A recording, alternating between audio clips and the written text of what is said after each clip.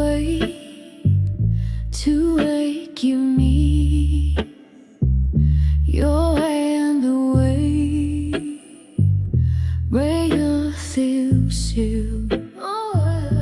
I kick your home back in your door, keep fucking me low, and you set me on.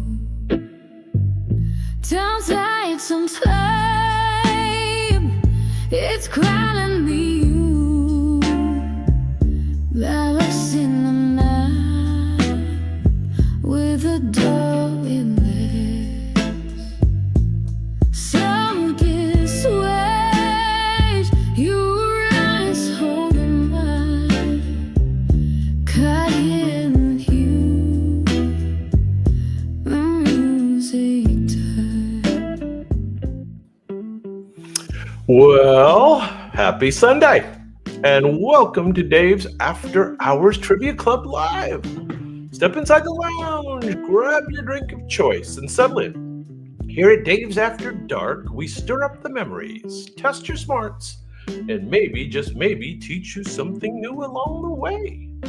We do go live most Sundays and sometimes even on Wednesdays at 7 p.m. Eastern and 4 p.m. Pacific time.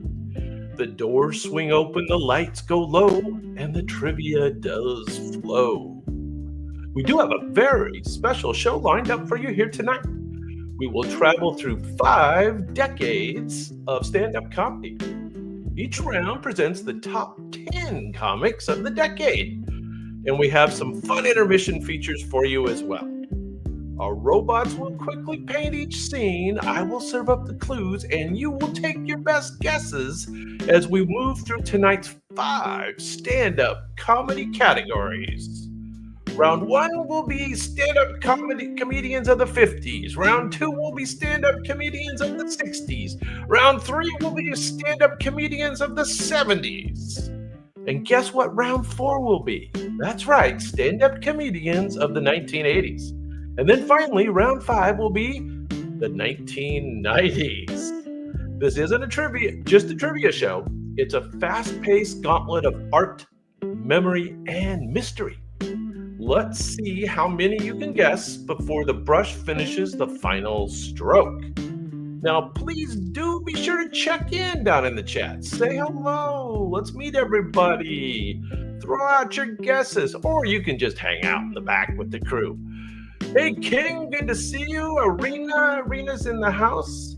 Now, I did want to quickly mention our sponsor, and that's me, DavidHansonArt.com, where you can now find our live shows related cover art, and we do all kinds of merch products. There's lots of cool stuff like beach towels and coffee mugs and puzzles and wall art, of course. Hey, Rhombus is in the house. Good to see you, Rhombus. Hey, let me fire up my quick little art video just to share that with you, and then we'll move forward.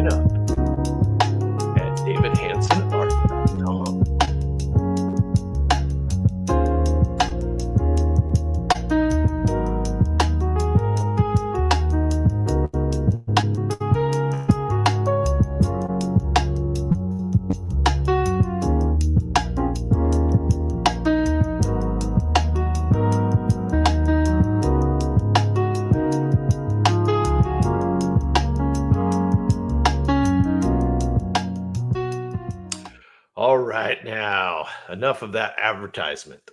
Let's get round 1 underway.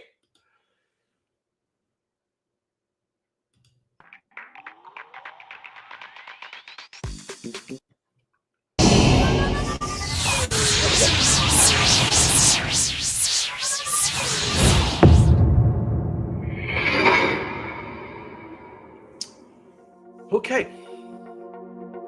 Now, I do believe you know the rules. The robots do the painting around here, and you do the guessing, and I do give some clues that sometimes are helpful along the way. Now, once again, we're going to start with the top 10 stand-up comedians of the 1950s. Way back in time. Might be a little challenging, especially number 10, number 9. Here we go. Number 10. This comics act made Vegas audiences laugh even harder than the roulette wheel made them cry. He was famous for performing with a glass in one hand and a quip in the other. There he is. He's got the glass in one hand. He was once a singer. His comedy career launched after a gangster cut his throat. No joke. This guy was a serious Vegas guy. Frank Sinatra played him in a 1957 film that was based on this guy's life. Hey, Gene's in the house.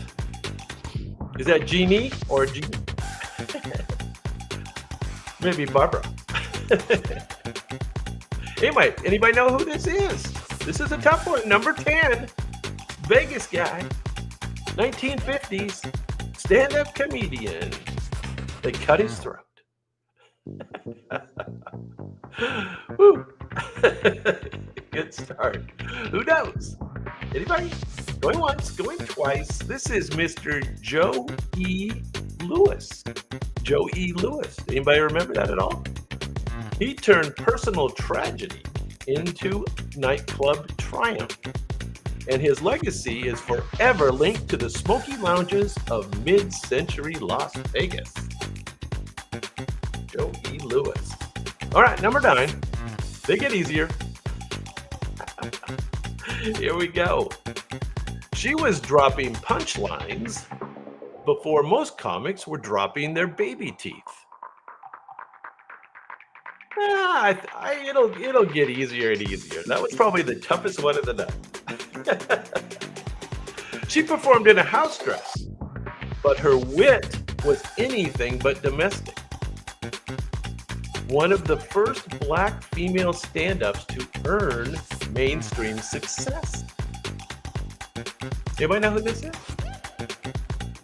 Her old lady character masked biting commentary on racism and gender roles. Now, I do remember seeing this lady on like some reruns of, I don't know, Sullivan Show maybe, or Carol Burnett Show. Not Hattie. This is a comedian. A trailblazer, she hit the Apollo stage when that was still mostly men's territory. I think it'll sound familiar when I tell you. Any guesses? Going once, they will get easier. Going twice. This lady's name is Moms Mobley. Moms Mobley. Does that sound familiar to anybody? She was born in 1894.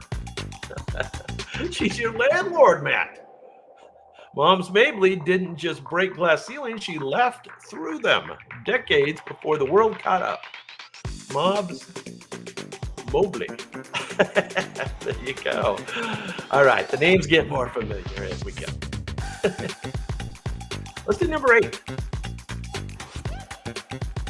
His jokes were shorter than most tweets. Decades before the internet. You'd barely stop laughing before the next one hit you. Now, this guy kept a violin on stage, which is seen here in the picture, if you can't tell that yet. Though he didn't always play it. One of the most famous lines, "Take my wife, please." He's the guy who started that line. This is the guy who started that line. This guy is known as the king of one-liners. King of one-liners. Now, does anybody recognize him? First of all, I recognize him, and I've heard of him. Now, I don't know if I could have put the face with the name, but I have the clues. Anybody know? Yeah, I think you'll know it. There you go. King's got it. King's got it. That's right. It's Henny Youngman. Henny Youngman was born in 1906 and passed in 1998. With speed, charm, and a barrage of zingers, Henny kept crowds in stitches with record timing and endless gags. Henny Youngman. There he is. All right. This guy might be a little obscure. Let's see if you can get number 7. You'll probably look familiar. Now, he made being neurotic sound like an Olympic sport. So he was one of the first neurotic characters. He sat on a stool alone with a phone prop and a mountain of angst. His telephone monologues were revolutionary at the time. So he used to go out there and sit on a stool and talk on the phone. How exciting. He was the first comic to win a Grammy for a stand-up album. Now, does anybody have any idea?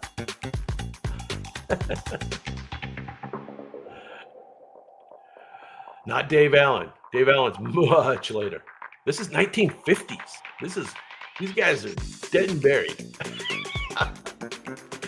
He helped elevate stand-up into an art of emotional nuance. All right. Going once. I recognize him now. But I don't think I could have put the name with the face. This gentleman's name is Mr. Shelley Berman. Shelley Berman. Does that sound familiar to anybody? Shelley Berman's comedy was precise, personal, and polished. He made anxiety feel like a universal language. Mr. Neurotic. He's the original neurotic character.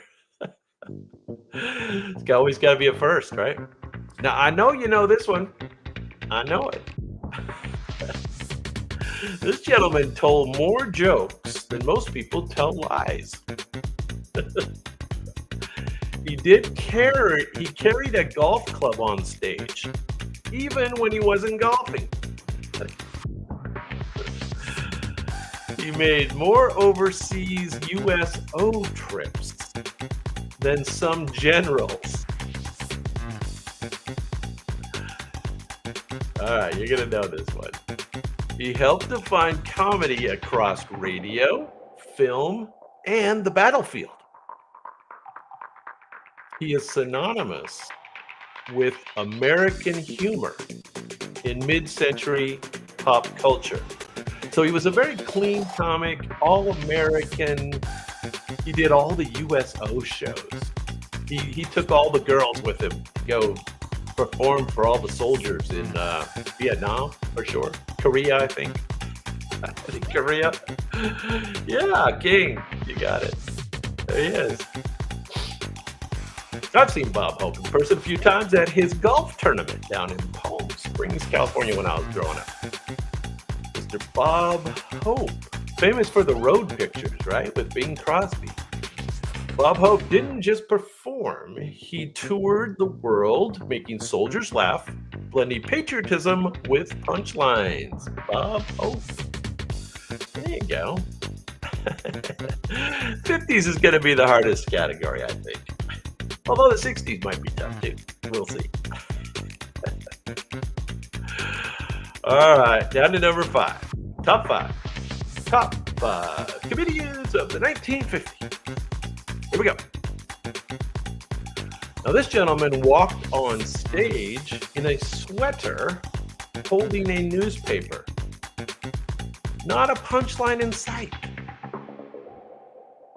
His casual conversational style was a jolt in the era of tuxedo-clad comics.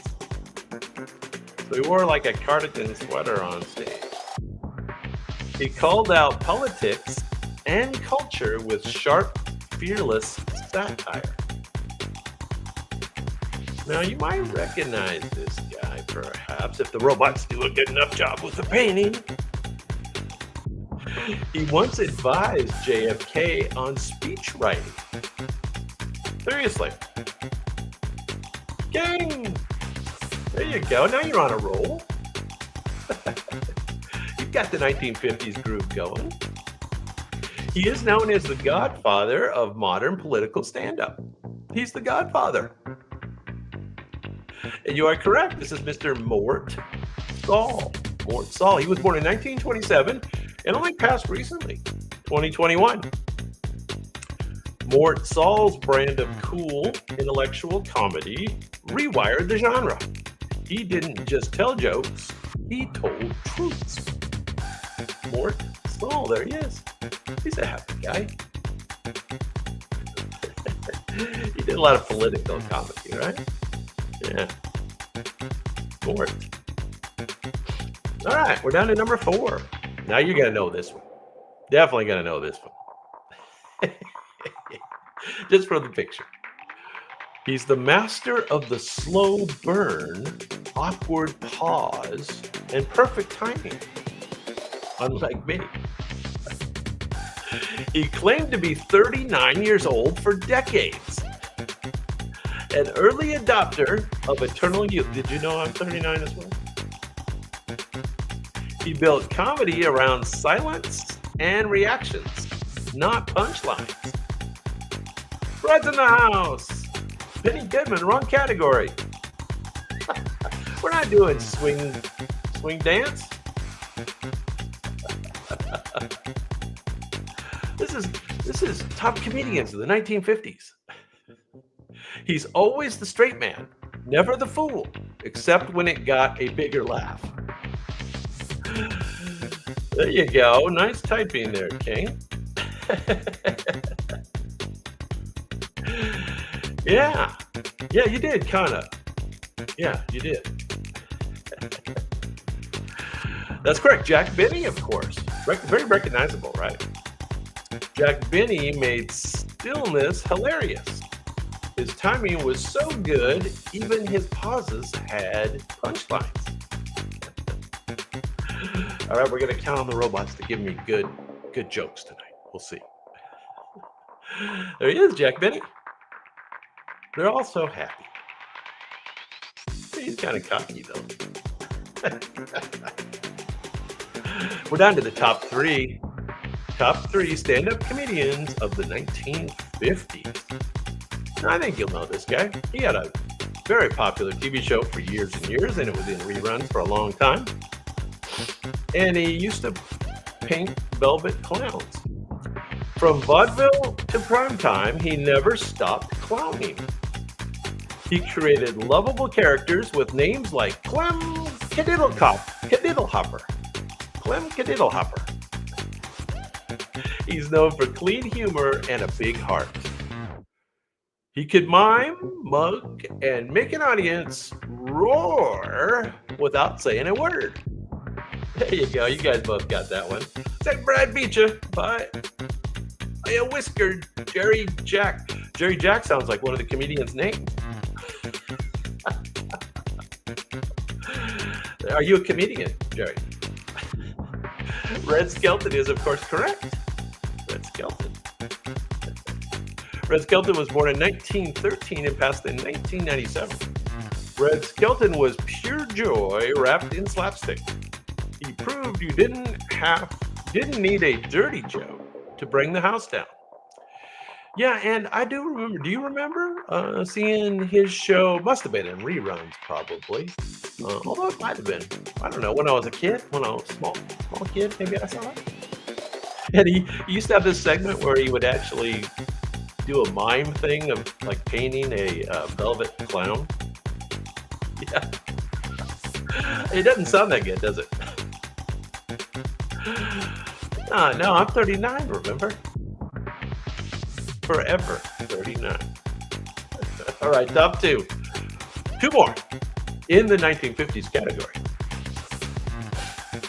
And we're going to have a nice treat for the intermission. Known for charismatic storytelling and heartfelt humor, he could turn a family dinner anecdote into a showstopper. He did bridge Middle Eastern American identity into mainstream comedy. Interesting. He also founded a hospital while making America laugh. There you go. Now, he lit up nightclubs coast to coast before TV ever came calling. Now, do you remember who this is? Founded a hospital. Very good, Brad. Barely beat Jerry again. You guys are thinking the same. You're on the same wavelength. And yeah, he has a famous daughter, right? Who knows his daughter's name? Danny Thomas is, of course, correct. King's got it too. Everybody's got this one. 1912 to 1991. Danny Thomas had a twinkle in his eye and a tale for every room. His comedy was all heart and plenty of laughs. Marlo. King, you got Starlink like us? Brad doesn't have Starlink. He's got the advantage. All right. Number one for the 1950s coming up. Now, I never saw this guy in his first run in the 1950s, but I have seen reruns, and he's funny.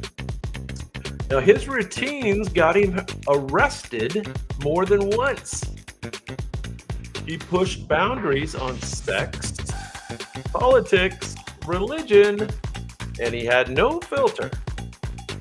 He inspired generations of rebels with a mic. He's the original rebel rouser. He once read courtroom transcripts on stage, and he got laughs from it. He did change comedy from nightclub act to cultural lightning rod. Who was this? Yeah, Jerry's got it. Hey, Rhombus, what's going on, man? Piped in. You're going to know the 60s for sure, Rhombus. Or at least the 80s, maybe. We're going to get there eventually. Anyway, yeah, you got arrested a few times. Mr. Lenny Bruce. Lenny Bruce, born in 1925, unfortunately passed fairly early in 1966. I don't remember how he died. Did he die like of a drug overdose or alcohol or something? I don't remember. Lenny Bruce didn't just challenge censorship. He redefined the First Amendment with a microphone and a mission. There he is. He looks surprised.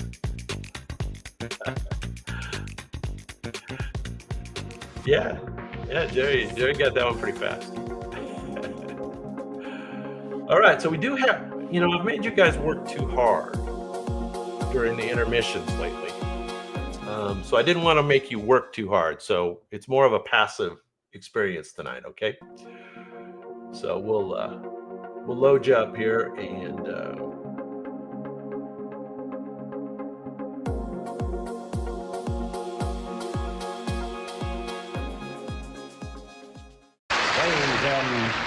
The Beast of Beverly Hills. The master of the insults, the only man who holds a black belt for hatred. The master of malice. Ladies and gentlemen, here's the man whose sense of humor is as twisted as Carl Malden's nose.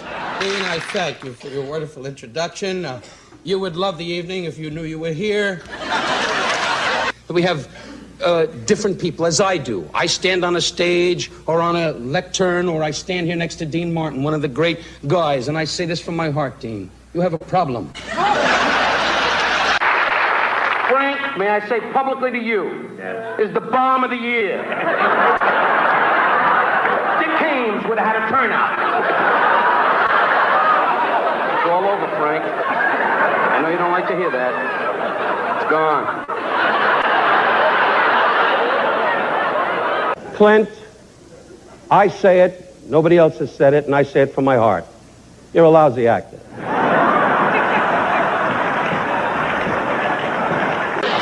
I'd like to say that also, he's here tonight, Mr. Television. One of the great stars, Milton Berle, has been my idol, but I was in a state institution for many, many years. And of course, Brian Keith, you're a great actor we've never met before. Now that I see you up close, you're old. And James Stewart, I'd love you. We'd ask you to stand, but we know the movement could make you ill. We're honoring Mr. T. Why?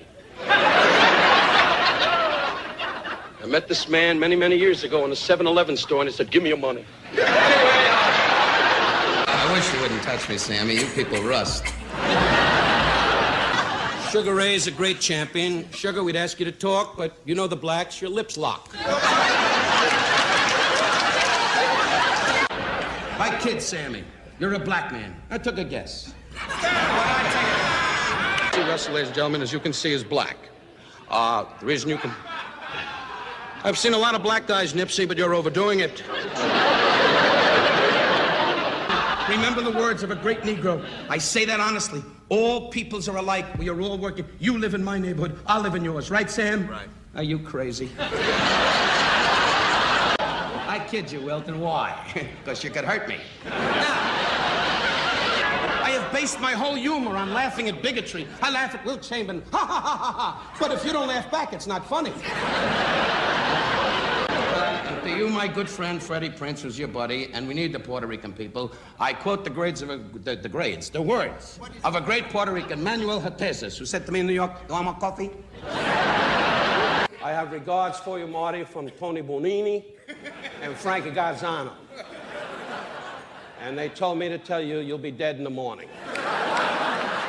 I kid, Dean, he's Italian, and we need the Italian people to find out where the mail goes. They killed the Don. It's a man that's in charge of the Italian people. Di capo, di bande, di bendi. Pupazzi di bandi, pumandi di bendi. Jews don't do that. We make a phone call, give a few dollars, and they all go away. Dean's laughing. And why not, Dean? There's a contract out for you. Frank Sinatra's friend plans to knock you off manganzo mangananzo. You know, I never tell the truth. I exaggerate. I make fun of blacks, whites, Jews, Italians. Well, Jews. You gotta make love like the Jews. Shirley, you start, I'm gonna get a paper. Your dear, wonderful, wonderful new wife, Barbara. Barbara? The one with the diamond on her nose.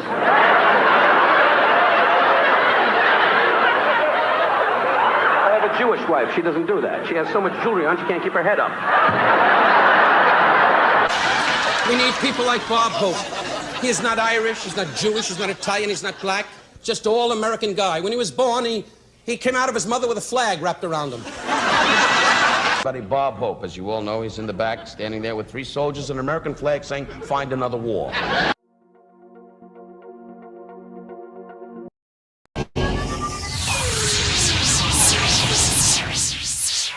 All right. John Nichols is one of a kind, huh? All right, let's do the 1960s. Anyway, I believe you guys know the rules.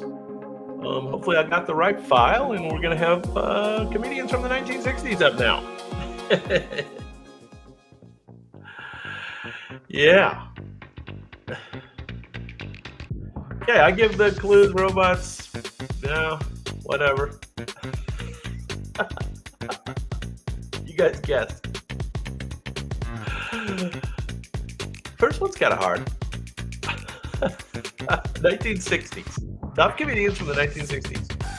Now, this lady broke into stand-up back when comedian was still a category.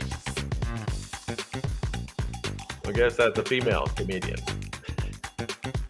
She owned the stage with rapid-fire wit and polished confidence. She made regular TV appearances during the early days of the medium. She paved the way for future female comics without playing the girl card. She's known as one of the first major women to headline solo. Does anybody remember who this is? I'm not sure I would have remembered this one. You know the robots, they make sure they mix in some women.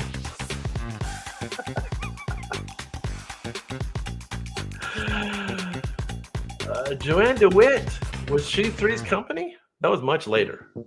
This is back in the 60s. Was that like in the 80s? Late 80s? I don't know. Three's Company? Maybe mid-80s. I don't know. Maybe late 70s. This lady's name is Jean Carroll. Jean Carroll. Now you learn something every day on Dave's After Dark. All right, now I wouldn't know this next one either. These first couple are tough. Number 9. Good luck with this one. I recognize him. This gentleman wore disheveled clothes and acted like he got dressed mid-thesis. He called himself the world's foremost authority. Now, I kind of remember that. On everything and nothing. He delivered nonsense in such a brilliant way, it almost made sense. Well, Phyllis, hey, Em, what's going on?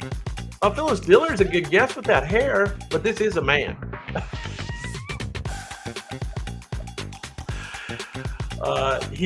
I almost remember him being on maybe he was on like Red Skelton or some of those variety shows, right?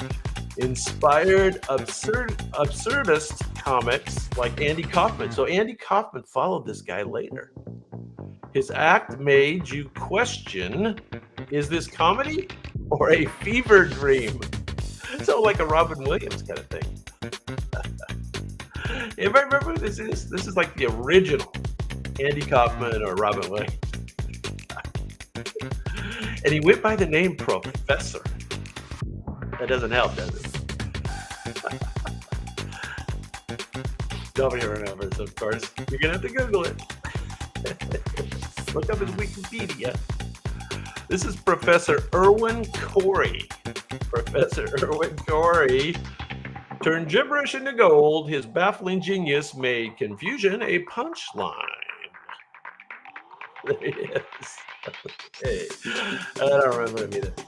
Okay, but I do remember the next one. So there's that. All right, number 8. The king of ad-lib comedy in smoky Vegas lounges. This guy's a big early Vegas guy. He's famous for walking off stage and roasting audience members in the front row. So much like Rickles, this guy would hurt the audience.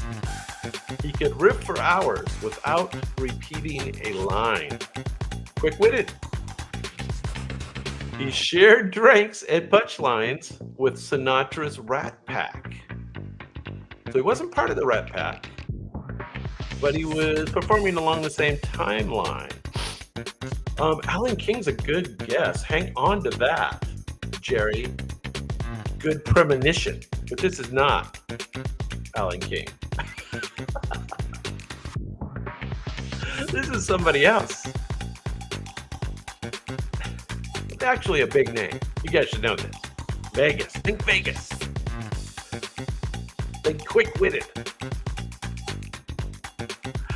Anybody got another guess? He's got a cool first name. Not Merv Griffin. Does it look like Merv? It kind of looks like Merv. This is Shecky Green. Shecky the man. Shecky Green was chaos in a tuxedo. You never knew where the joke was going, but it always got there. Shecky Green. There you go, Mr. Vegas. All right, Jerry.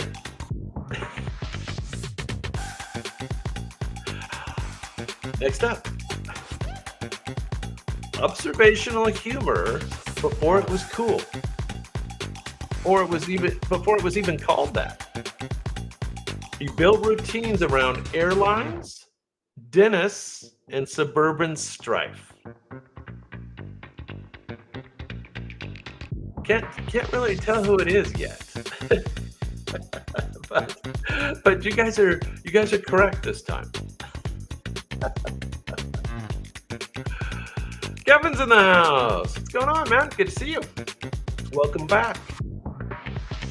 We're doing top comedians right now of the 1960s, so it's still a ways back there. This guy was a regular on Ed Sullivan and Johnny Carson. He made kvetching an art form.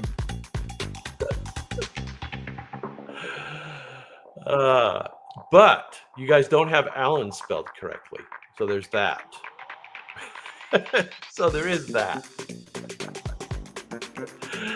Alan King, spelled A-L-A-N, is correct. Alan King turned everyday annoyances into comedy gold. And your mother-in-law probably still quotes him. Okay, there you go. Another Vegas guy, right? He was born in 1927 and passed away in 2004. There he is. Alan King. All right. You'll know the next guy. It's getting more into our era here. Number 6. This gentleman, before his hit TV show, was a comedy club knockout. Big stand-up guy. He was famous for his outrageous character, Geraldine. I might have to try to do my Geraldine.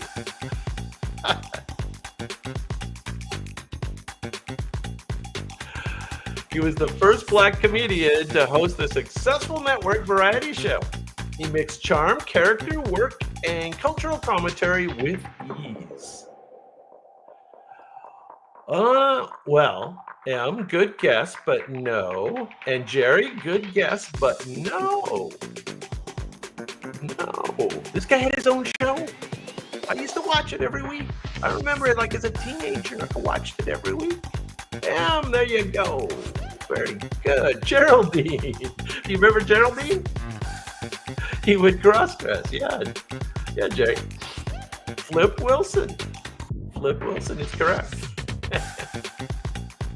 Flip Wilson made comedy look effortless. His characters were so vivid, they practically needed their own dressing rooms. Popular show. Very popular. Was that his real name? King? Not Flip? And he was a junior? This is a young picture of him, right? Check it out. There he is. Flip. All right. Well, you guys got that one in the end. All right. Number 5. Now let's see who remembers this guy. Popular comedian. He was best known for playing a slow-speaking astronaut who wasn't really from NASA. His alter ego, Jose Jimenez. I'm Jose Jimenez. Made America laugh and later made them think. He became a staple of early 60s TV and the club circuit. He was so popular, real astronauts made him an honorary member of the Mercury program. Anybody know who this is?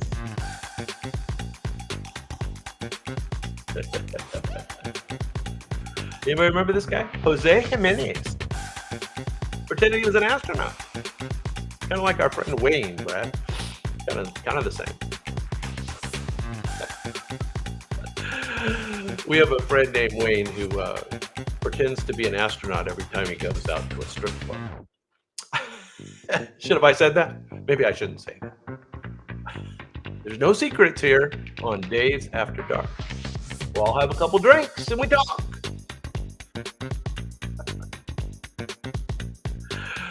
Anybody remember who this is yet? He eventually retired the character due to changing views on cultural sensitivity. So he was not politically correct in the end. This is Mr. Bill Dana. Bill Dana. Anybody remember that now? Bill Dana. I don't know if Dana was his real last name. I'm not sure. Okay. Well, we'll move on. Moving on. All right, I think you remember this guy. He combined humor with civil rights fire. He started in segregated clubs and went on to roast racism from center stage. He delivered punchlines with a protest sign in the other hand. Yeah, it was kind of political. But, you know, it was the rage back then, so that was all right. He actually ran for president as a joke, and then made you wonder if it really wasn't a joke. Who remembers who this is? He is one of the first comics to put activism directly into the act. Does anybody know? Anybody remember?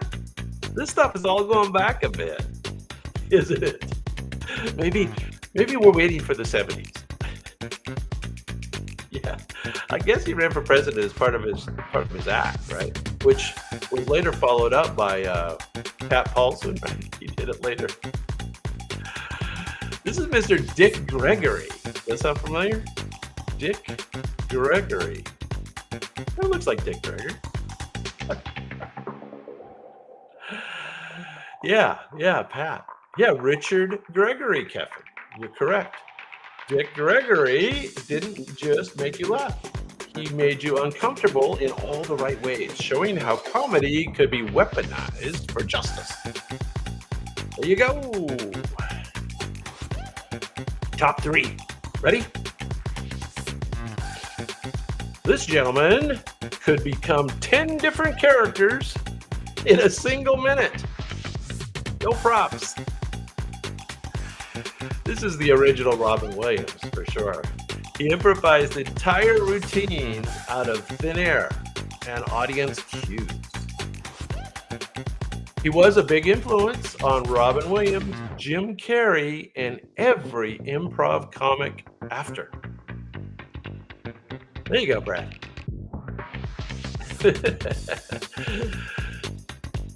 Tim Conway, you were just throwing that out there, weren't you? Doctor's in the house. Always good to have a doctor in the house just in case.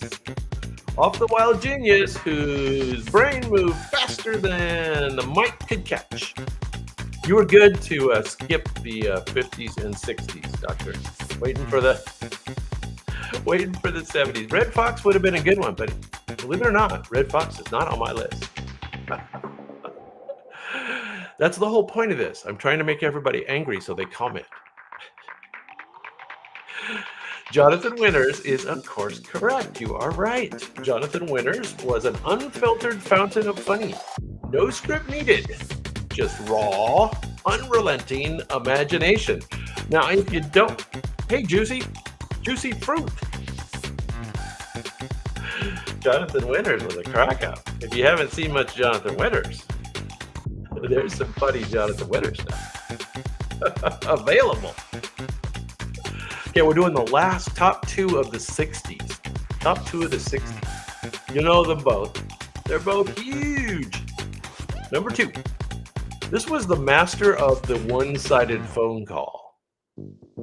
He delivered deadpan absurdity in a slow, stammering whisper. His debut album topped the charts. He beat Elvis. Comedy got big, I guess. He became a TV icon, but always circled back to stand-up. So he kept doing stand-up. You got it, Doctor. You got it. He made awkward pauses and buttoned down nerves into comedy's new rhythm. Now, a little known fact is he actually was Don Rickles' best friend. Him and his wife used to go on like cruises and stuff with Don Rickles and his wife. They were friends. Bob Newhart made awkwardness cool and made you believe that sometimes the funniest thing is what is instead. And of course, he had a couple different TV shows, right? Yeah.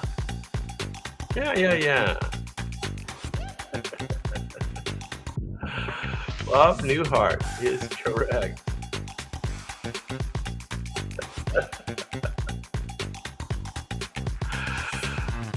You guys. Who's number one from the 60s? Who knows? Guess it right now, because the picture's going to make it too easy. Tell you what, he's still alive. Oh, actually, I don't know that for sure, but I think he is. Pretty sure he's still alive. I think he is. He ruled the 60s stage with clean, relatable stories. He brought everyday childhood, family life, and growing up into comedy spotlight. He was the first African American to star in a dramatic TV lead while doing stand-up still. There you go. M. I think M got it first, right? Everybody's got it now. What else do I got here? His albums sold millions and redefined what stand-up could sound like. It was noted here strictly for his historic comedy influence in the 60s. Bill Cosby's 60s comedy reshaped stand-up through warmth, structure, and storytelling, changing the form before his later legacy became complicated.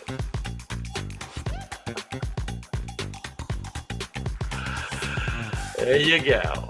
Mr. Bill Cosby is correct.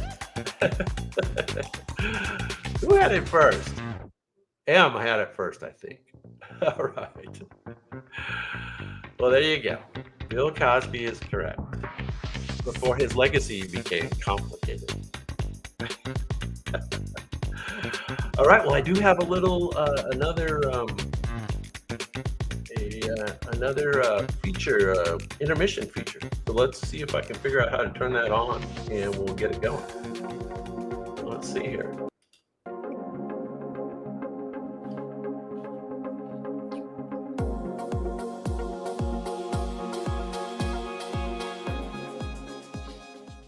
What a crowd, what a crowd. How beautiful. No respect. And you know me, I love crowds, you know that.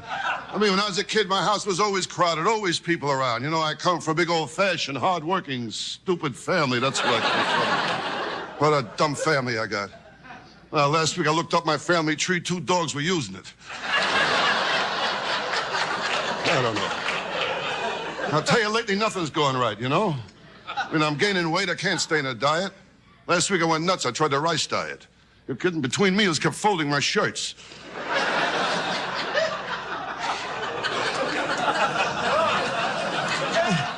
I mean, I can't relax, you know?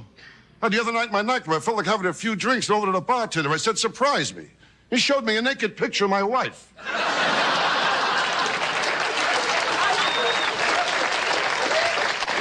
I tell you, last week was a rough week for me. I broke up my psychiatrist, too, last week. He told me I'm going crazy. I said to him, if you don't mind, like a second opinion. He said, all right, you're ugly, too.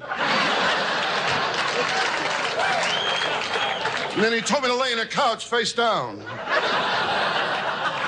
I tell you, when I was a kid, I knew it was ugly. When I was born, the doctor, he smacked my mother. And my old man, he made me feel ugly. Why, on Halloween, he sent me out as is. He did a lot of things, my old man. One year, he tried to make me a poster boy for birth control.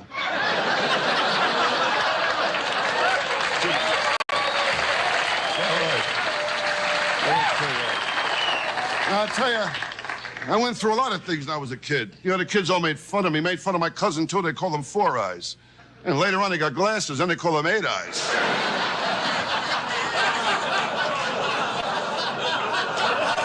Oh, I tell you, my block, the kids were tough. All over my face, I had pimples. And they used to grab me and play connect the dots. I tell you, sometimes I can't take it no more. I mean, I don't get no respect at all. Every time I get in an elevator, the operator says the same thing to me. Basement?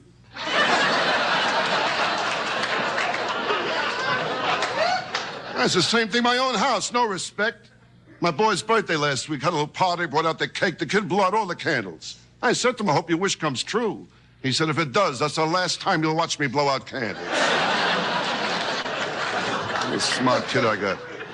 And my wife, she's no better than the rest of them, my wife. Living with my wife, how do you think I feel? I mean, she kisses a dog on her lips and she won't drink from my glass.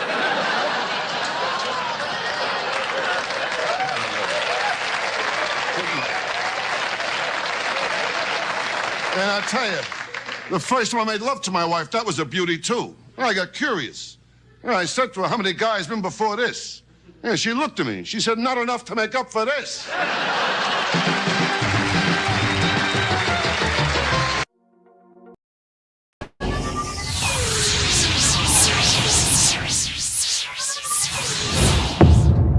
All right. No respect. All right, let's do round 3. You know the rules. Robots do the painting, you do the guessing, and I do give a few clues along the way. Now we're gonna do the comedians, top comedians of the 1970s now. So hopefully it gets easier. Let's see if it does. The first one won't be easier. Number 10. She performs smart, fearless comedy in rooms mostly of men. And she crushed it.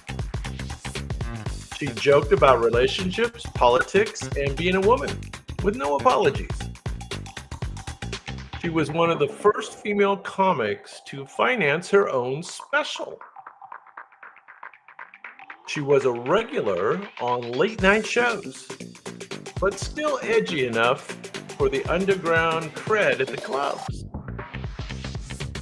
She proved funny, didn't need a gender, just a mic and a voice.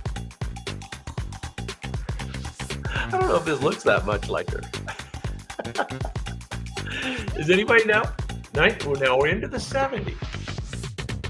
So she's a great stand-up comedian, did all the shows. You'll know her name when I tell you. She was born in 1952, and she's still alive today. So she's got that going for her. Anybody know? Going once? Bloom. Well, you know, there's 2 O's and a B in her name. So, and an L too, actually. Hey, Jan, what's going on? We're doing top comedians of the 1970s. Anybody recognize who this is? She actually looks really good there. This is Elaine Boozler. Does anybody remember that? Elaine Boozler. All right. You're going to know the rest of them. 1970s. Number 9. Here we go. This gentleman invented postmodern comedy. While other comics were still doing impressions, he had a routine about a failed ventriloquist act, but he didn't have a dummy. He later became an acclaimed writer, actor, and director. So yeah, this guy did more than one thing, but he never stopped doing stand-up. He parodied stand-up itself before it was cool. Did you have that one, Dr. Boozler? That was good. No, it looked better than her, didn't it? I shouldn't say that. Who knows who this is? He helped launch the idea of meta comedy. There you go, doctor. Always good to have a doctor in the house. Albert Brooks is correct. Born in 1947, and it says he's still alive today. I shouldn't act so surprised. Albert Brooks didn't just tell jokes, he dissected them. He mocked and dissected, and he left you laughing anyway. There he is, Albert Brooks.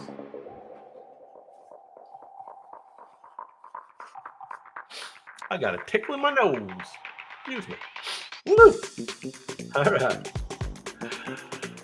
I might just break out laughing uncontrollably. Number 8. Now this one's a little obscure.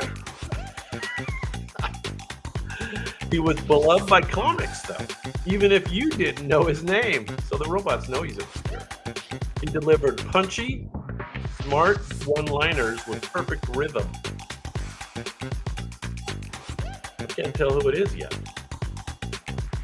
Robots have that kind of like oil style going. A constant presence on the Letterman couch. But David Letterman loves him.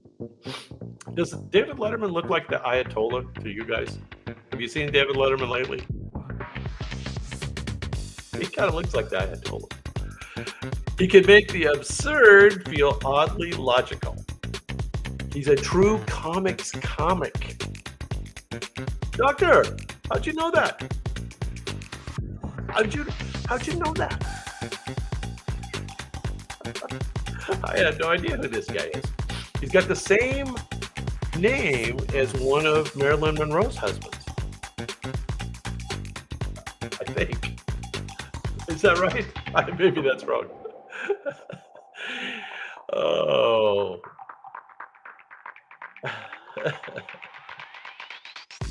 Don't you think Letterman nowadays looks kind of like the Ayatollah?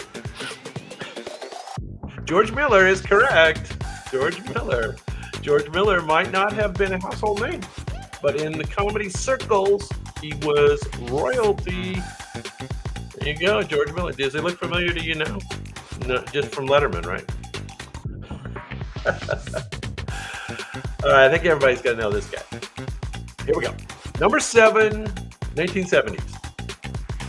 Nervous, sweaty, black clad, and utterly brilliant. Yeah, he always wore black. He turned self-loathing into an art form. A lot of self-deprecating humor.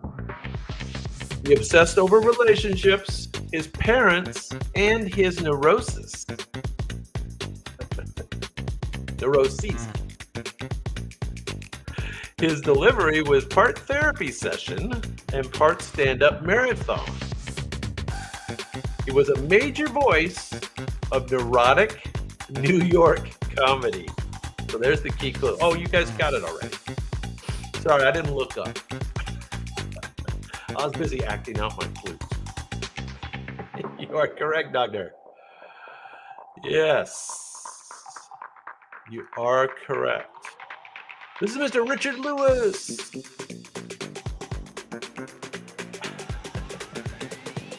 That was Arthur Miller that was married to Marilyn Monroe. For another correction.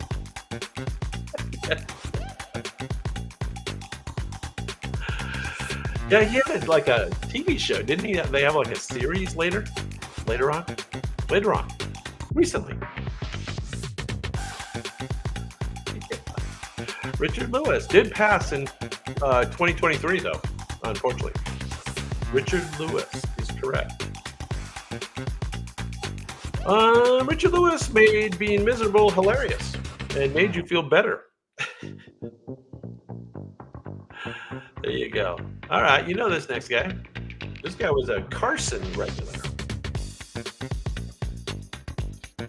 He popularized observational comedy before it was a genre. He guest hosted The Tonight Show more than anyone else during the 1970s. He joked about everyday life with slick delivery and a Philly accent. He made you laugh about parking tickets and grocery lines. He brought a guy from the neighborhood vibe to prime time. There you go. Dr. Brad.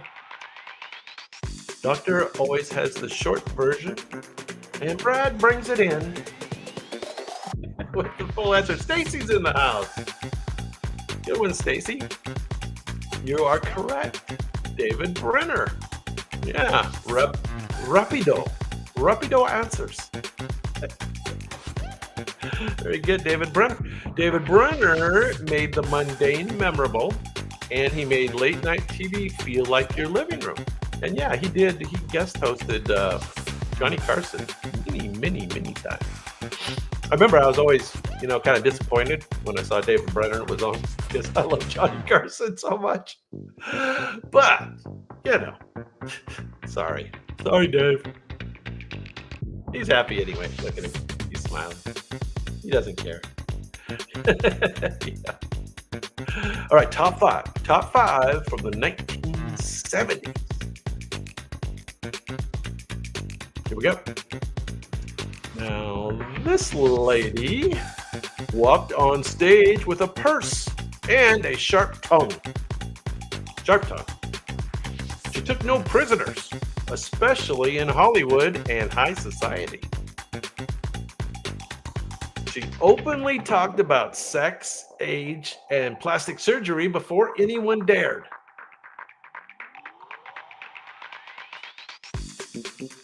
Oh, Kevin did get that very early. Very good. Very good, Kevin. You were quick. Very quick. She was a fixture on Johnny Carson and the red carpet, but always a stand-up first. Always did stand-up comedy. She's another Vegas person. It was back in the day when stand-up comedy was huge in Vegas. She was famous for the line, "Can we talk? Can we talk?" And then she'd rip on somebody. Right? Yeah. Joan Rivers is, of course, correct. Kevin got it early. It's not Dr. Ruth. It's not Phyllis Diller. Both good guesses. Joan Rivers didn't just break rules. She incinerated them, all while delivering laughs at lightning speed. I think the day she died, she was still claiming Michelle Obama was a man. I'm pretty sure. So there's that. Joan Rivers. All right, number 4. You know this guy. And I did see this guy live in San Francisco in a cool old club when he was right in the heyday. He played the banjo while wearing a fake arrow through his head. And later he sold out arenas.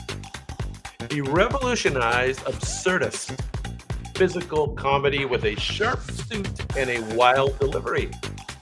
He made being a wild and crazy guy a national phenomenon. There you go. Andy Kaufman is a good guess. Incorrect. Brad looks like he might have had it first, but everybody knows this one now. His live shows were comedy concerts before it was a thing. Yeah, he was fun live. In fact, I wore a hat just like this to his show. Steve Martin. I went with a bunch of fraternity guys from Berkeley College. I had bartended for a party of theirs. So this is when I was in college, and it was a gangster themed party. So we all had the outfits already from the night before, and so we went to the Steve Martin show in downtown San Francisco, wearing gangster gear. Steve Martin. There you go. Always fun to tell those personal stories. There he is, wild and crazy guy. Okay, top 3 of the 1970s. Here we go. Top 3. This gentleman skyrocketed to fame with his Hungarian heritage and charm. Hungarian heritage.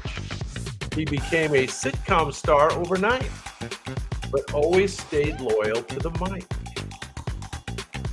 He's one of the first Latino comedians to break big in the U.S. Hungarian and Latino.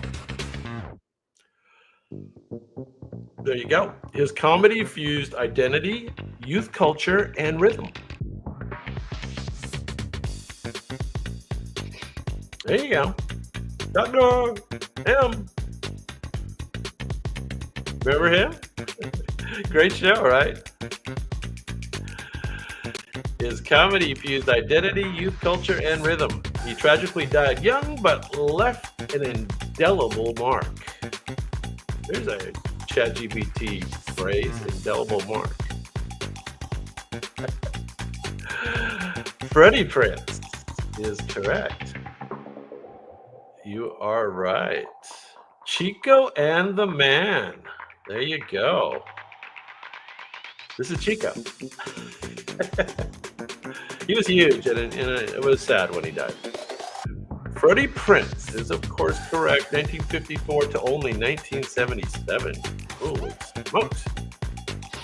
Freddie Prinze burned bright and fast. His rise was meteoric, and his influence still echoes through Chicano comedy today. Senior. There he is. All right, top two, 1970s. They're getting big. Lofty stars. This gentleman entered the scene like a caffeinated cyclone in a thrift store. He could change accents, characters, and topics 5 times in one sentence. He got famous on TV, but his stand-up was pure rocket fuel. He made his audience feel like they were inside his hyperactive brain. It's uncomfortable in there. Yes. Yeah, doctor. Not Andy Kaufman. You know, Andy Kaufman's not on my list, but, you know, you guys could complain about that in the comments later, and that would help raise the video. He improvised so fast, even his shadow had to keep up. Yes. And of course, Robin Williams is correct.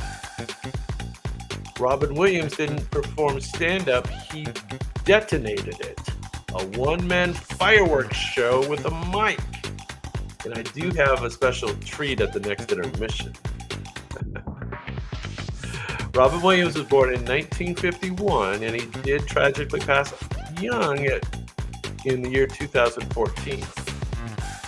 Rhombus King.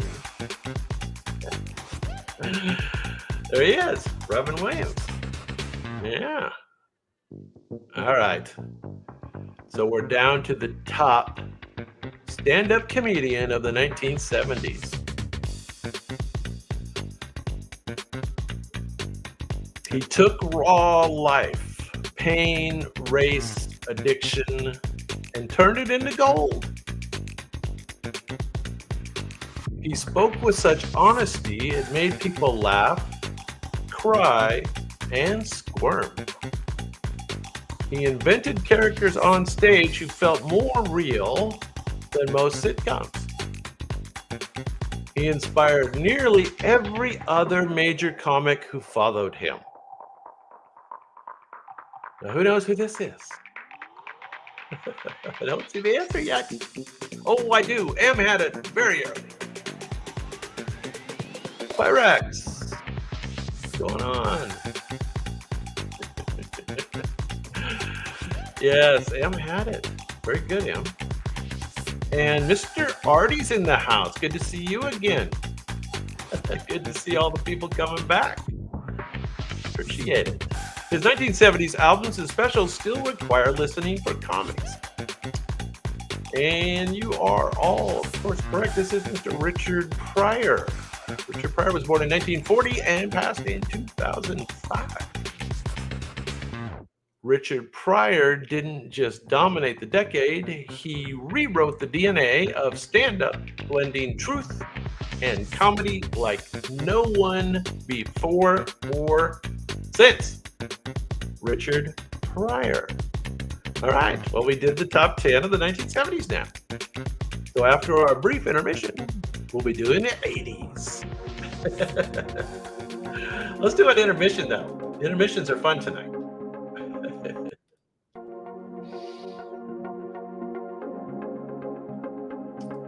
I think you'll enjoy this.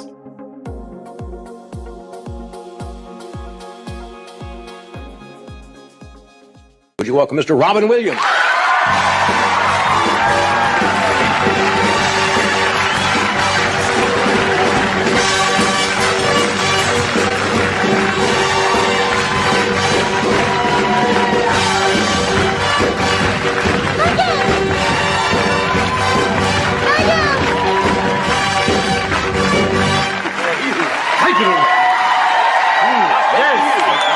Thank you. Look at this.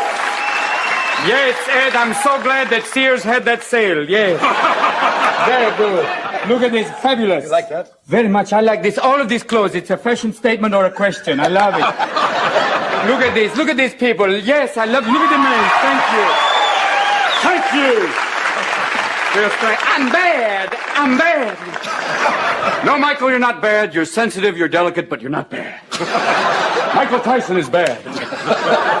You are healed. I believe now. I'll believe. Isn't it strange about Michael Jackson? The fact that he travels with a chimp, sleeps in an ozone box. Even the Inquirer is going, I can't print that. Strange person, isn't he? Ooh. Why would you want the bones of an elephant man? I don't know. It's Just like... to sit in your house out in Encino. I don't understand that. No, it's the way I am. And I laugh, you know. I have a suspicion. I can't prove it, but I've never seen Janet and him together at the same time. I don't know. Inquirer. Yes, come on. Yes, Air Fat Ringo Starr, the same man. You be the judge. Watch out. I don't know. It's a strange situation. Good to be back here. Nice to see you again. Well, you know, it's interesting to be here. Flying down here's a little scary. They always have a pilot going, hi, this is your pilot. Before we take off, I just want you to know I invested a little money in the stock market. And let's see if those insurance forms pay off. And they always have the little lady going, there are exits here and here, but we'll be out before you. Great. And they have that thing in case of a water landing, they have that little thing, take your seat cushion with you. Oh, sure. Which is great if you're floating in the water, a shark's going, oh, look, Bob, canapé. Bob for a name of a shark. You see, that's interesting. Wasp shark. That's interesting, right there. Damn it, I don't know whether to eat him or just mesquite him. Sit around. Human sushi. Everybody, gather around. Well, good to see you again. Somebody said you were in England and you performed for. I mentioned them in the monologue. Princess Di and Charles. Are they getting along all right? They look very well. They look happy. Yeah. Really, we're like this. You know, you see big ears on someone like that down the south. They usually have a banjo. You know. Now, I guess I'm not going back to England. How gutsy were you? Now, would you dare do that joke? No, would I do that there? While he's sitting there? And then end up in the Tower of London with a large man named Bubba. Hello, you're my friend now. Ow, ow. A life term with Bubba. Wow. So if you English, look at the band. How you doing? Thank the boys in the band. Thank a lovely evening. It's great to be out. It's Christmas. I think. Do you get happy Christmas, depressed? A lot of people get stressed out. No, really? Driving isn't bad. Merry Christmas! Yeah! I told you I saw it first! It's great to walk into a store and see little Jewish ladies like ninjas with their purses like... Stand back! I saw that back, you big. Little candy cane for the hypoglycemic children. Thank you, Daddy. Oh, God. They have some wonderful stuff for them. There's some exciting Christmas gifts. They have the Jessica Hahn doll. It doesn't do anything. Just falls over and goes, maybe. Maybe. You did it. Thank you. Thank you. I guess Jim and Tammy live near you in Malibu. Jim and Tammy rented a house out in Malibu. Jim and Tammy, I love Fun them. group, yeah. Her eyelashes have been declared a national forest. Thank you. Do you believe? Send money. And he has Mike Douglas's old hair, and it's amazing. All the money they make, though, people in the Vatican are going, shh, don't tell anybody. That's like shoe money for us. When you think there's a Polish Pope with two names, and people in the Deep South are going, hey, why can't we have a Pope from Tennessee then? His name's Pope John Paul. We'll have a Pope named Pope Joe John James. There it is. Now, here's that, and you have a guy named Newton next to him saying Cardinal Bubba. How you doing? You know, instead of wine and wafers, we're going to have Jack Daniels and beer nuts. Yes, indeed. You know it. Yes, indeed.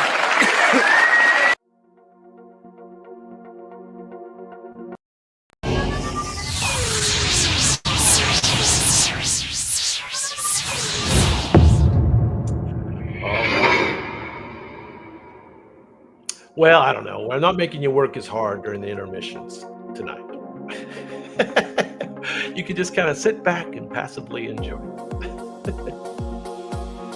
All right, let's do the 1980s. So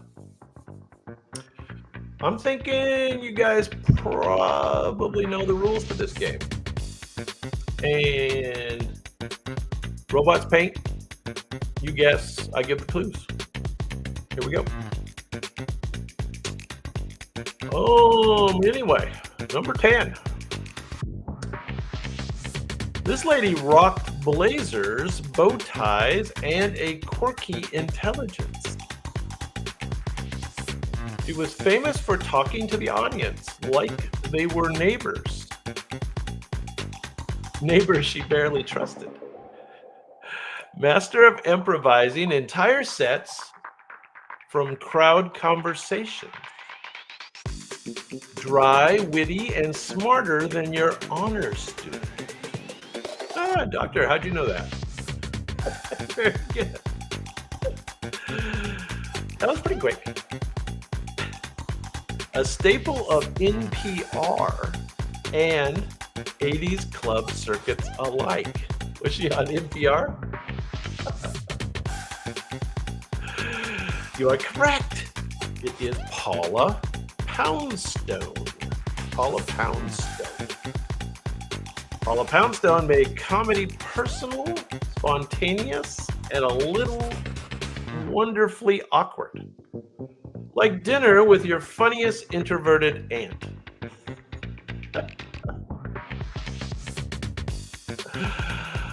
Oh, okay. There you go. Paula Poundstone.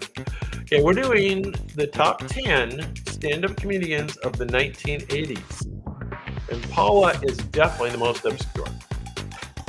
So there you go. Number 9. Number 9. Number 9. This gentleman started with stand-up, not with game shows. He's infamous for inflating a rubber glove on his head. I don't know if I remember that. He brought frenetic kid at a sleepover energy to the stage. Frenetic kid at a sleepover. That sounds right. He has the voice of Gizmo. Or he was the voice of Gizmo in Gremlins.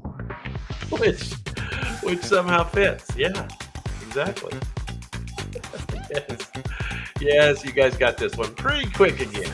Doctor, Rod. Canadian. That explains things. He was once banned from Vegas for being too weird. No, I do not remember that. And you are correct. It's Howie Mandel. Howie Mandel. Howie Mandel was unpredictable, kinetic, and impossible to ignore. Part stand-up, part human pinball.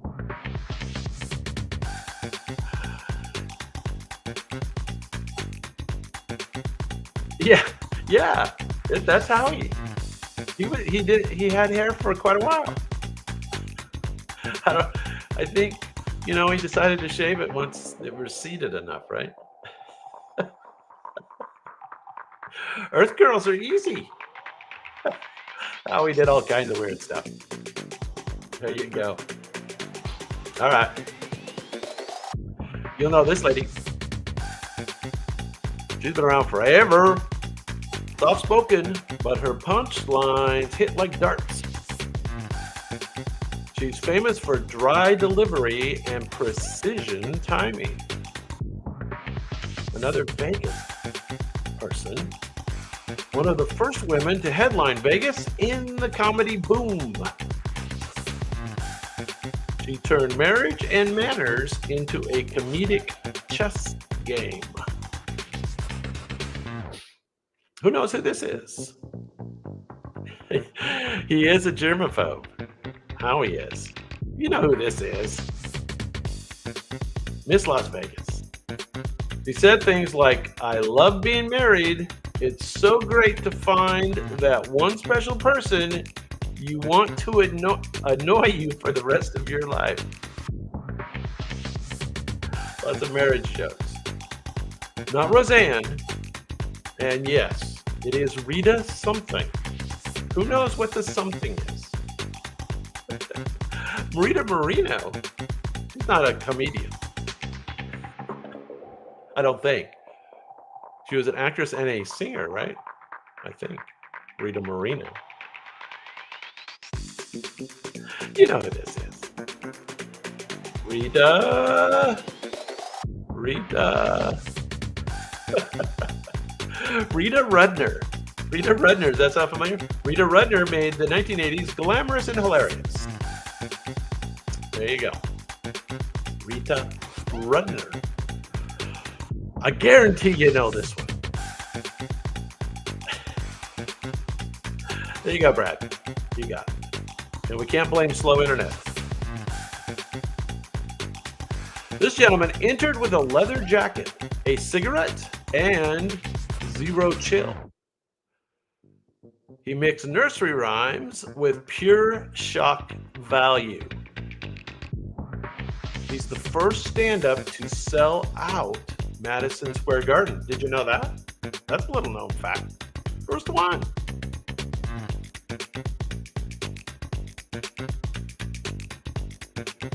So, Brett, not that good typing. I think Rhombus had it first anyway. Way to do it, Rhombus. The first stand-up to sell out Madison Square Garden. He created the Dice Man persona. Crude, loud, and unforgettable. He was banned from MTV, and then that made him even more famous. You are correct. This is Andrew Dice Clay, who's kind of had a comeback lately, right? Am I right on that? I think so.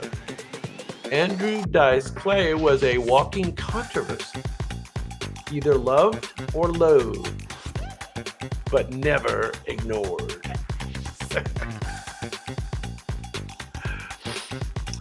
Yeah, Ford Fairlane. There you go. That's a kind of obscure in itself. Hickory Dickory Dock. What's the rest of the joke? I can't remember. He used to do a lot of them, right? Andrew Dice Clay. All right. So the next one, a little more obscure, but, we'll take it. This gentleman turned jokes about Hollywood into scathing social commentary. He fused stand-up with filmmaking in Hollywood Shuffle. Yeah, I remember him from being in movies. He tackled race, class, and stereotypes with sharp satire. He helped launch the black comedy renaissance of the late 80s. His humor came with a conscience and a killer punchline. There you go. You guys knew it. M. Doctor. You're correct. There he is. Was he famous for the hat? I don't know. Robert Townsend is correct. Born in 1957 and still with us today. Robert Townsend was more than funny. He was purposeful, pioneering, and always 3 moves ahead of the culture. All right. Yes, I am more famous for the hat. You are correct. That is the correct answer. Robert Townsend, there he is. What's going on, Robert? Oh, what a smile. Oh, he's so shy. All right. Top 5. Ready for the top 5 from the 1980s. Top 5 from the 1980s. Here we go. Number 5. He screamed his jokes like a cat in a blender. It's so accurate. And we loved it. Yeah, you couldn't understand what he was saying. He had a voice that sounded like static got stuck in his throat. He played chaotic weirdos in movies, but started with explosive stand-up. Yeah, there you go. You guys know it. Brad, you got that one first? Mr. 1990s. Well, 1990s are next, mister. So, hang in there. They're coming up next. He once lit a chair on fire on The Tonight Show. He combined unpredictability with surreal social commentary. Unpredictable. And yeah, what was with that voice? Or that hair? Bobcat Goldthwait. Goldthwait. Bobcat Goldthwait. Born in 1962, still with us today. He's got that going for him. Bobcat Goldthwait was a mad genius in a thrift store blazer. Pure 1980s comedy anarchy in human form. The Bobcat. Yeah, I used to love him too. I used to think he was funnier now. Bobcat. He was in some movies, wasn't he? How about that? All right. Top 4. This guy's pretty recognizable. He sounded half asleep, but dropped some of the most mind-bending lines in stand-up. His entire act could have been printed on fortune cookies or stone tablets. I'm not sure I understand that. He delivered each line like it might be the last thing he ever said. I spilled spot remover on my dog. Now he's gone.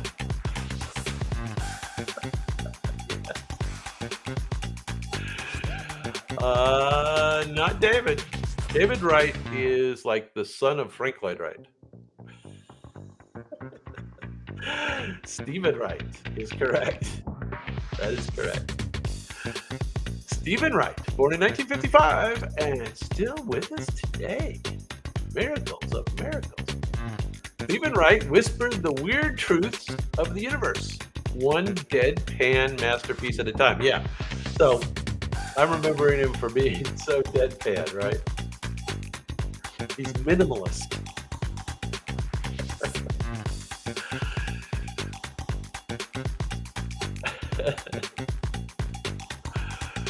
I don't know. What do they park in driveways and drive on parkways?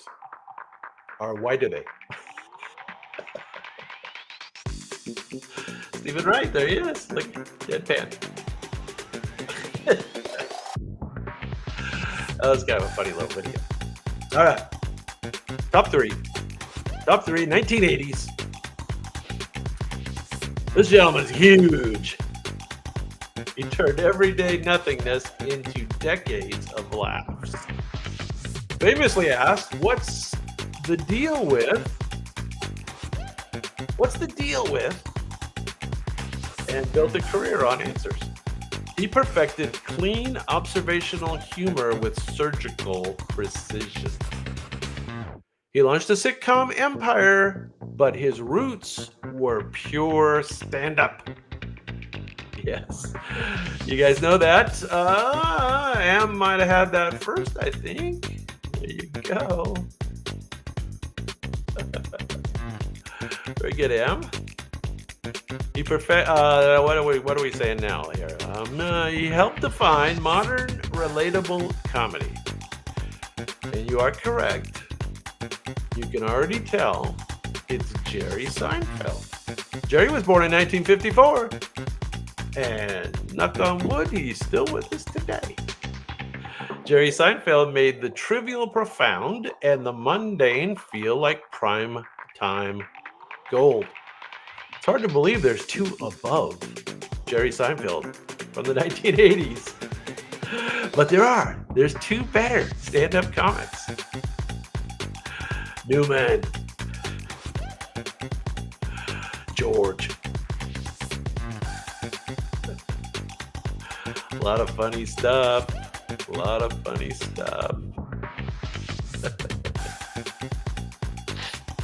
All right, here we go. Number two from the 1980s. Now, he wore red leather, and he made a stadium scream with laughter. And he took over SNL while barely out of high school. That's the picture here. He's barely out of high school. Delirious and raw, he redefined what a stand-up special could be. Yeah, his specials were huge, right? There you go. Yeah, everybody knows. Dr. Mr. 90s. The 90s are coming up, man. I swear we're getting close. Rhombus M.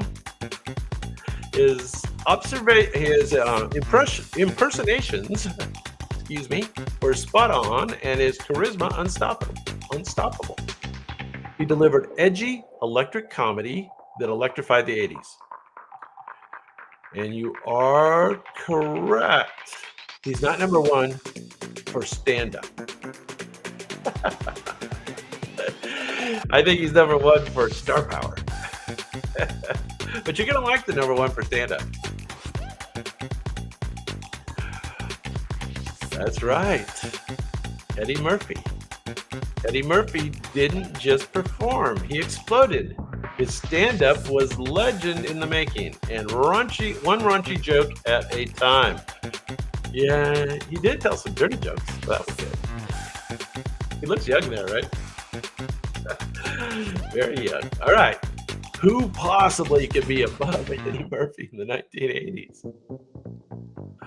We're going to find out. This gentleman started as a preacher and brought that fire to his comedy. He's known for screaming, yes, screaming his punchline. He talked about sex, religion, and divorce with scorched earth fury. He once yelled at an audience about starvation in Africa, and he got a laugh. Loved and feared in equal measure. There you go.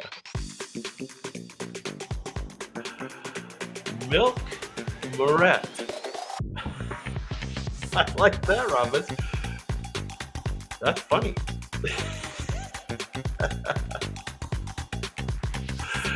Yes, Sam Kinison is correct. Sam Kinison was born in 1953. Unfortunately, did pass away a long time ago, 1992.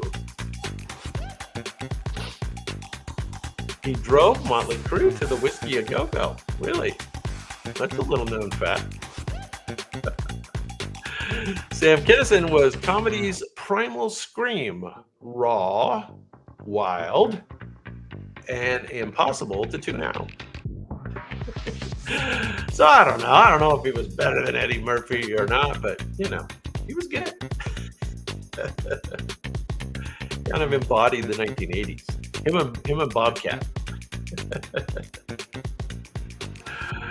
All right, let's do a quick intermission, and then we will get on with the 1990s, our last category, 1990s, in just a moment.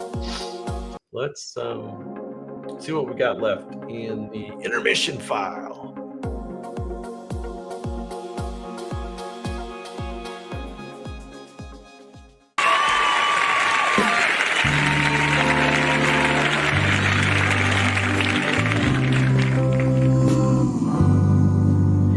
Are you lonesome tonight? Do you miss me tonight? Are you sorry we drifted apart? Does your memory stray to a bright summer day when I kissed you and called you sweetheart? Do the chairs in your parlor seem empty and bare? Do you gaze at your doorstep and picture me there? Is your heart filled with pain? Shall I call back again? Tell me, dear, are you lonesome tonight? You know, I wonder if you're lonesome tonight. I wonder a lot of things. Like, are you human? How do you live with yourself? Are you a reptile with a nice hairdo? You snaky tramp! You lied to me! When you told me you loved me, you never loved me! You said forever, remember that one? Oh, there's a joke, forever! Yeah, forever, honey! Yeah, what does forever mean to you? Till another guy comes in your life with more money and a better car? Oh, I'm sorry, we better break up! I'm not growing as a person, we need to get away from each other! Oh, that was a great idea! Yeah, let's break up, honey! Did you grow any? Are you any taller? I'll tell you what you learned how to break my heart! But I'd rather go on hearing your lies than to go on live without you. That's how sick I am. Well, I'm standing here. The stage is bare. Oh, I can't say it. You know what you did. You know what you did. You were wrong. Say it, you stupid, stubborn pig. I was wrong.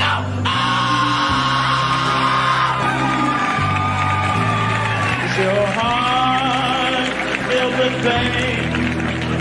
Shall I call back again? Tell me, dear, are you lonesome tonight? I hope you die.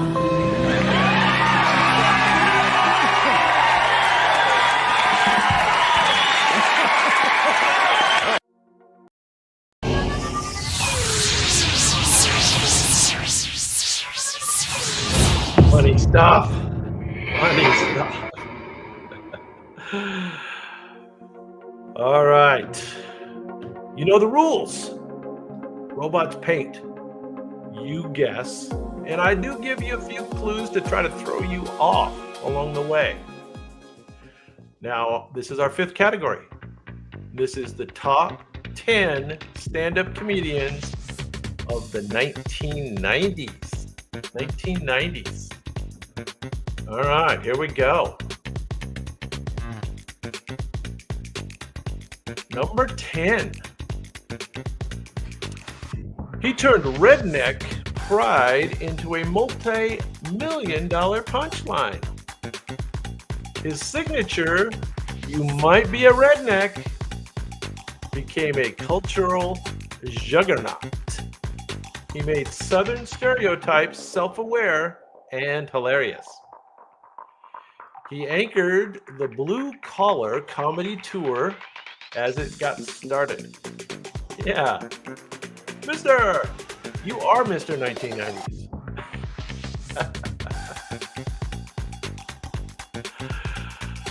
You are correct.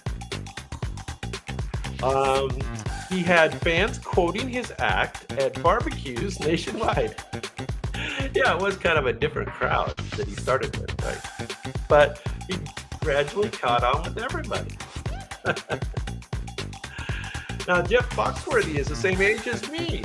Jeff Foxworthy was born in 1958, and fortunately, he's also still with us today. Jeff Foxworthy brought Southern charm and self-deprecating smarts, proof that one-liners and plaid shirts pair perfectly. And they definitely rolled that into an empire, right? The tours and the different characters that he brought along. Blue Collar Comedy Tour, yes, indeed, Jeff Foxworthy. Now he comes in at number 10 for the 1990s. All right, number 9. Get some ladies in here. She broke barriers with raw, fearless comedy about race, sexuality, and family. She gave audiences an honest look at growing up Korean American. She became a major voice in the LGB, and later on, I guess, TQ plus representation through humor. Her mom impressions were legendary and painfully accurate. She took on Hollywood's typecasting with a mic and a mission. Yeah, not Roseanne Barr, though. That's a good guess. Definitely. But Mr. 1990s, he knows his 90s. All right. Well, how old do you think Margaret is? She's getting up there. Margaret was born in 1968. Margaret Cho is correct. Margaret Cho.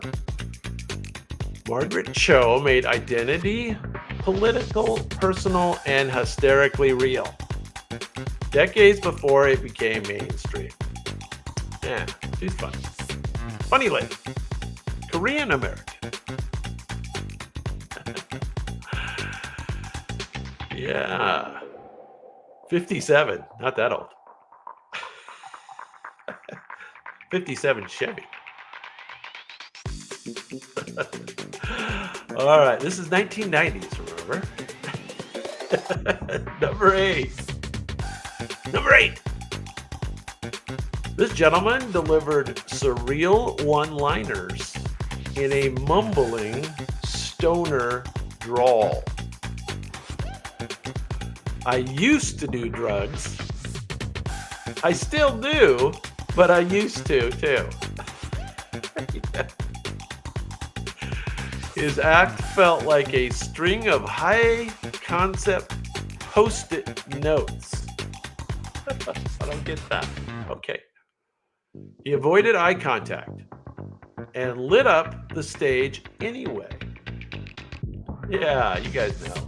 Very good. Rhombus, Doctor, Mr. 1990s. You guys all know this is Mitch Hedberg. You guys like, I've seen Mitch, but I didn't really follow him. He's one of the most popular, right? Number 8 on the robots list. Mitch Hedberg spoke in jokes that felt like inside jokes with the universe. Quick, weird, and unforgettable. Unfortunately, Mitch did pass away. He was born in 1968, and he did pass in the year 2005. Mitch Hedberg. There he is. Mumbling stoner drawl. I used to do drugs. I still do, but I used to too. Yeah, stoner comedy. I get it. I have to get high to really like it, though. Maybe not. All right, number 7. You know this guy. This guy's huge. Bring the Pain, 1996 hit like a comedy atom bomb. He took racial commentary to the mainstream with edge and elegance. He combined political satire with street smart swagger. Doctor knows he can take a slap better than anyone. Well, that's not a clue. That's not a real clue. He delivered punchlines like uppercuts. There's black people, and then there's, the rest. I don't know what that means. Chris Rock didn't just bring the pain. He brought the truth, the rhythm, and the revolution. And yeah, is he forever going to be best known for Will Smith's slap at the Oscars? That was hilarious. I mean, to be honest, when it happened, I thought it was totally set up. I thought it was a part of the show. I really did. Didn't you?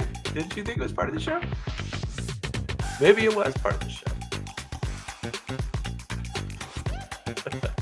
There's no sex in the champagne room. Well, that's disappointing. Chris Rock. All right. Number 6. You know this lady. Blunt, brilliant, and razor sharp with a side of sass. She took on gender, race, and politics with zero hesitation. Her voice alone could punch through a brick wall. Comically. She made her mark in stand-up before dominating TV. Yeah, you guys know. Let's see, who got it first? The Doctor, Mr. 1990s, King's in the house still. OG. The OG's in the house. She's known for quips like, I'm not political, I'm common sense. And that's what Donald Trump says too, I think. They got that in common. Wanda Sykes is what happens when stand-up gets a backbone and wicked sense of humor. Always sharp and never safe. Wanda Sykes was born in 1964, and of course she is still with us today. There she is. Wanda. All right. There she is. She's happy. Look. Oh, yeah. She's very happy. All right. Top 5. We ready for the top 5 from the 1990s? Top 5. Here we go. This gentleman sounded like he swallowed a thesaurus on purpose. I kind of forgot that, but yes, he does. Known for high-speed, reference-packed rants. He mixed politics, pop culture, and pretension with flair.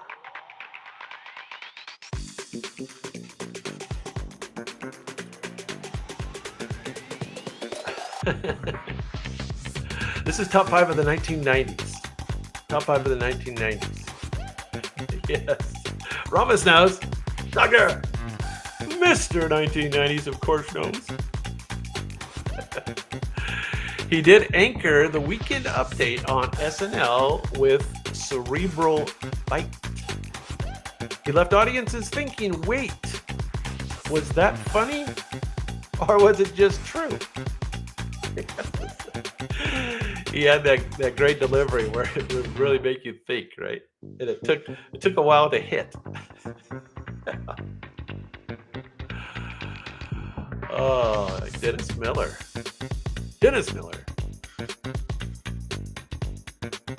Well, he's quite a bit younger in the picture. Dennis Miller was born in 1953, and he's still with us today as well, as far as I know. Dennis Miller made you Google after the punchline. and somehow made intellectual arrogance charming. Intellectual arrogance charming. Yes. Yeah, one of my favorites too. I love this. All right, top four of the 90s. Top four of the 90s. Top four stand-up comics of the 90s. Nightclub comic who owned the late sets. Went on late. He was raw, he was unfiltered, and often completely inappropriate. His delivery was rapid fire, sarcasm wrapped in late night grit. He starred in Insomniac, a cult favorite stand-up travel show. No, I'm not familiar with that. Insomniac, that was a travel show, huh? Kind of like the Jeff Foxworthy thing, kind of, only a lot different. He's often called the best comic you've never heard of. Yeah, it is Dave something. I'm Dave something too.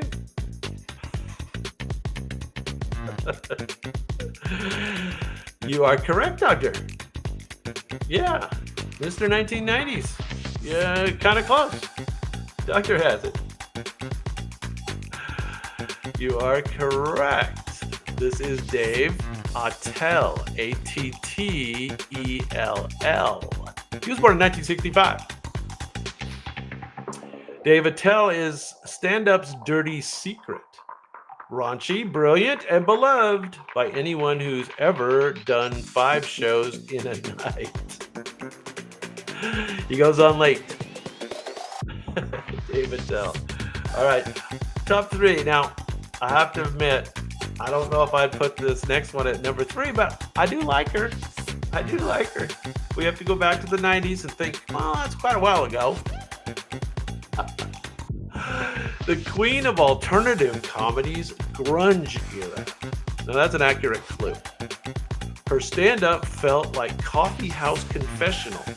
Smart, biting, and deeply personal. Great clues. She talked about anxiety, politics, and pop culture with an ironic shrug.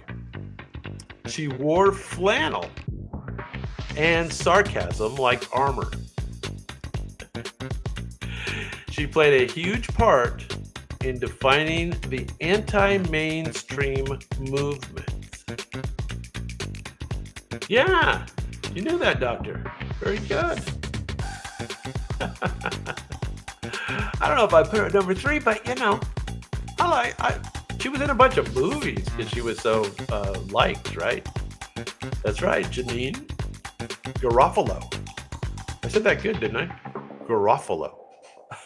Janine Garofalo.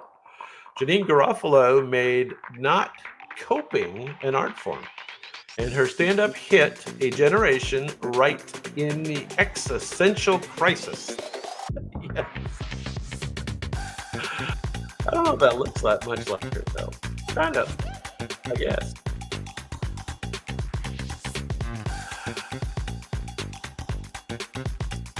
Yeah. Janine, there you go.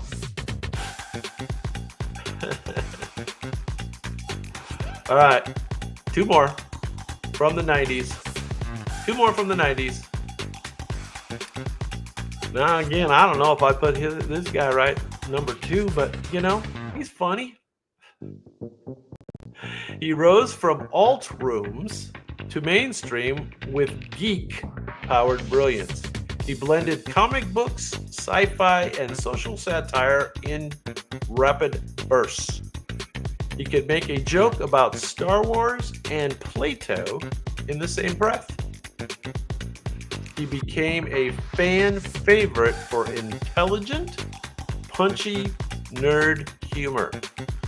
Yeah, Mr. 1990s. Rumbus had it first, though.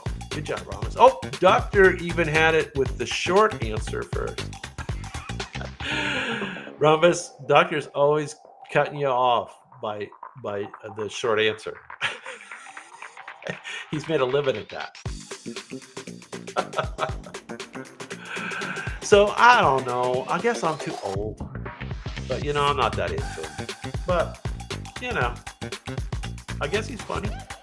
Patton Oswalt gave comedy a new kind of hero, self-aware, highbrow, and totally relatable. Yeah, Patton Oswalt. Yeah, doctors made a living out of beating you almost by a few seconds with the short answer. All right, now I think everybody can agree. Now, the number one is number one for the 90s, but he actually has been around for three decades. But he had a comeback in the 90s. He reinvented himself again in the 90s as a fiery oracle of doom. Specials like Jammin' in New York and You Are All Diseased. Cut deep. You were all diseased. I don't remember that. He took on politics, media, and society with surgical sarcasm. He was older, he was angrier, and he was sharper than ever. And he still made you laugh. Just before he made you really nervous. Yes. Of course. You guys all know. Mr. 90s. Oh, Doctor with the short answer again, though. Boy, Doctor, you're doing it. If we were playing for money, Doctor, I don't know if we'd count it. But it says we're not playing for money. Although people have suggested that we should play for money. Or for drinks or something, right? George Carlin didn't just stay relevant. He became prophetic in the 1990s. He wasn't a comic. He was a truth bomb with a mic. George Carlin was born in 1937 and did pass away in the year 2008.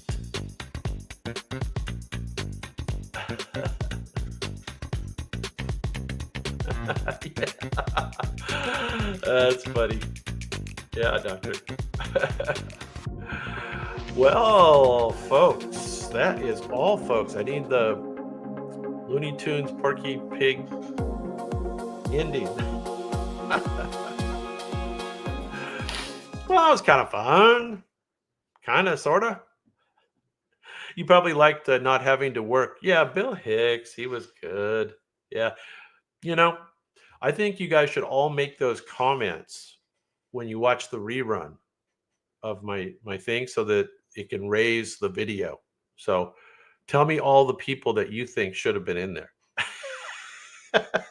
You know, how we bait for comments. Yes, that's the whole purpose. I was just trying to piss you all off. Anyway, I don't know. Did you guys like that theme tonight? Okay, that was all right for you.